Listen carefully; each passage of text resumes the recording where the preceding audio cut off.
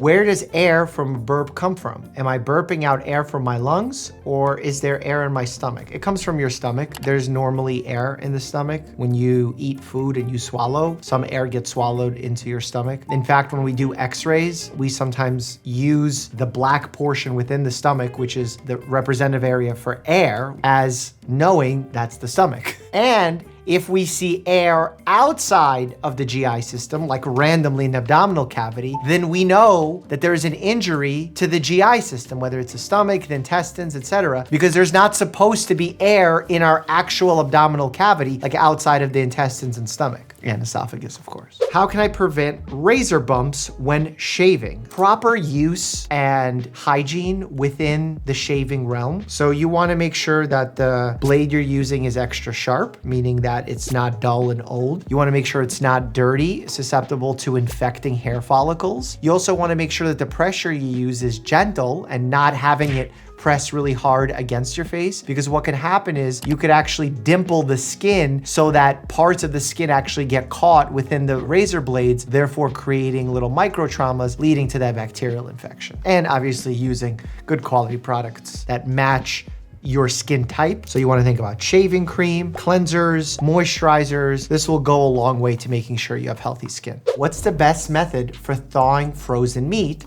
I usually put it in a bowl of warm water in the sink to thaw it quickly. Okay, this is so important. So many people chuck meat on their counter and they're like, oh, it's gonna thaw, it'll be fine. No, you're allowing certain parts of the meat to enter what they call the bacterial danger zone, where it actually grows very quickly above a certain temperature. And remember, when you leave something out to thaw, the outside thaws much quicker than the inside. So while the inside is still thawing, the outside is growing massive amounts of bacteria. So what you wanna do is thaw in your refrigerator. And yes, I hear you. You're saying, oh, the refrigerator takes too long. Sometimes can take more than a day. Yes, that's true. There are ways to speed up the thawing process. One of those ways is using cold water. You could also use the microwave to thaw. If you use the microwave, though, immediately after thawing, you need to start cooking that bad boy. Something that's lesser known is that most of the stuff that you're trying to thaw and cook, you can just cook frozen. So be smart. Don't get food poisoning unnecessarily. Do you pee more when you're stressed or nervous? I feel like I do. Sometimes that can happen based on the triggering of your sympathetic nervous system. Also, some people feel like they need to pee when they get cold. Remember, cold things shrink, and if your bladder shrinks, you might feel it more. And sometimes it's just a nervous reaction. Part of what your body does is it wants to get rid of that urine. Hypothetically, would SpongeBob SquarePants bleed out from an injury or just absorb his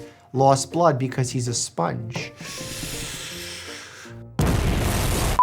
Minor injuries don't affect SpongeBob because sponges are meant to take abuse, and that's called anti-sponge cut syndrome. If he was to get a significant laceration, he would actually just let that part of him go and no longer be SpongeBob SquarePants, but SpongeBob abnormal shaped SquarePants.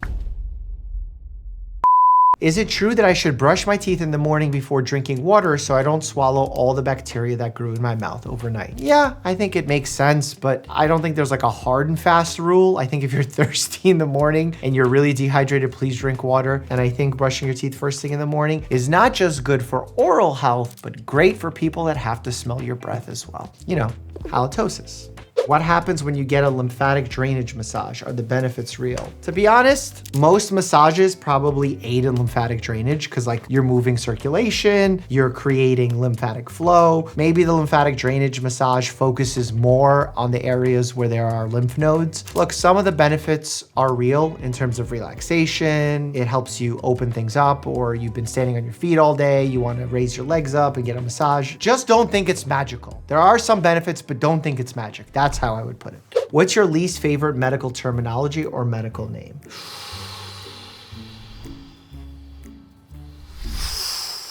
Borborygmi. I think it's a rude term. It just feels like I shouldn't be saying it. Like, say it.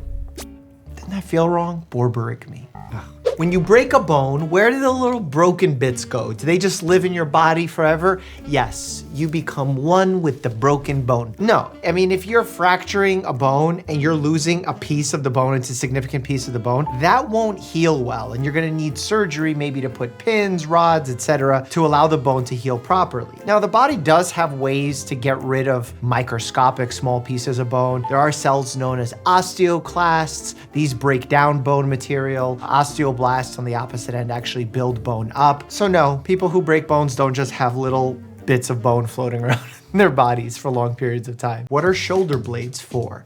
Mostly cutting carrots, celery, healthy meals. Sometimes if you're boxing, shoulder blades are really good for movement. No, it's actually a very unique part of a body that allow really good range of motion for your shoulder. Scapular dysfunction is actually one of the things I check for often. For those who are having shoulder pain, sometimes they will overtrain or undertrain certain parts of their rotator cuff, leading to this scapular dysfunction. There's stabilizer muscles that people forego when they're not training, and as a result, they're more prone to injury. Very, very unique bone and very, very unique attachments to said bone. Is a dentist qualified to help you with a tongue problem, or are they not trained in all areas of the mouth, just the teeth? A dentist should be able to spot areas that are concerning. If they themselves aren't qualified, they should be able to refer you to an oral surgeon, which sometimes can be an ENT, sometimes it could be a facial maxillary surgeon. They definitely could be ones to spot certain lesions. Those who smoke have higher rates of oral cancer. Those who are infected with HPV, human papillomavirus, can have oral cancer. That sometimes is caught first by dentists. And there's all sorts of other, ranging from benign to more malignant conditions of the mouth. A dentist should be readily spotting. What would happen if a child needed surgery and only one of the parents consented to it? Say the mom would say yes, but the dad said no. That's a good question for a bioethicist. I think if a child needs surgery, like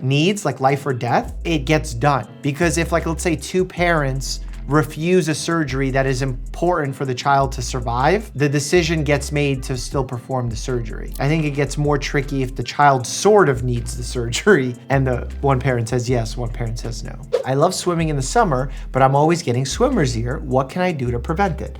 Earplugs, or careful drying after the fact, which could mean jumping on one foot, really good towel drying. Just don't put anything in your ears in terms of Q-tips or stuff like that. Don't do it. Don't do it. And by the way, swimmer's ear is otitis externa. What would happen if you administered an EpiPen for someone who was in anaphylactic shock? Would it juice them up with superpowers? No, it would make them tachycardic, hypertensive, uncomfortable, sweating, nauseous, all the things that happen as a result of getting an EpiPen without any of the benefits. So please don't do that. This isn't compound V from the boys. How often do you have to retake your boards? Oh, honestly, this changes so often. Now there's these CMEs that you have to do where you submit certain number of credits from courses that you take or speeches that you give or presentations, and then you have to take some quizzes every now and then. It's honestly so confusing, but know that there is continuing medical education. I've got some international travel coming up, and the jet lag always kicks my butt. Any tips to help fight it? Plan ahead. Start slowly changing your sleep schedule to wherever you're going before you go. And if you need help, you could use melatonin, because melatonin is a supplement that is actually very useful for jet lag. And you could do it preemptively to start resetting your schedule, and when you get back and you want to restart your schedule.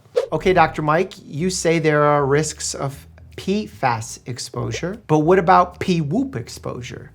P-whoop exposure is guaranteed to teach you at least one or two things about the human body / medicine. I don't know if I can guarantee that. What if they're like, I don't want to learn it? So maybe P-whoop squared plus intention plus attention plus focus plus intellect equals one or two medical facts being absorbed.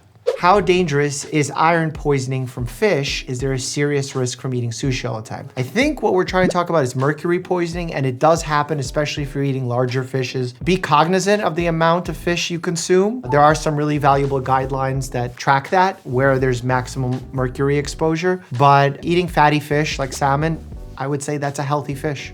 I would say it's a healthy meat. Are healed broken bones stronger? Oh, it's such a good question. People say oh, if you break your bone, the callus that forms actually is stronger than the bone. I think the reason that's said is because usually, let's say I break this bone right here, callus starts to heal. I have a cast on my arm. What's happening is really solid remineralization in that area where there is a fracture. But then the rest of the bone, because we're not putting weight on it, we're not using it, it demineralizes. Bones, if you're not weight bearing, you're not using them, they actually start becoming softer. So there is a world that temporarily, while you have a cast on, part of your bone becomes weaker than the callus that's formed. There's some truth to that. But in reality, they tested this. They found that it still broke, and it broke in all different places, irrespective of where the previous fracture happened. Unlike bones, where the healing happens and it becomes the same strength as the rest of the bone long term, skin, if you have a wound, the new skin is only about 80% as strong as the natural skin that was there before.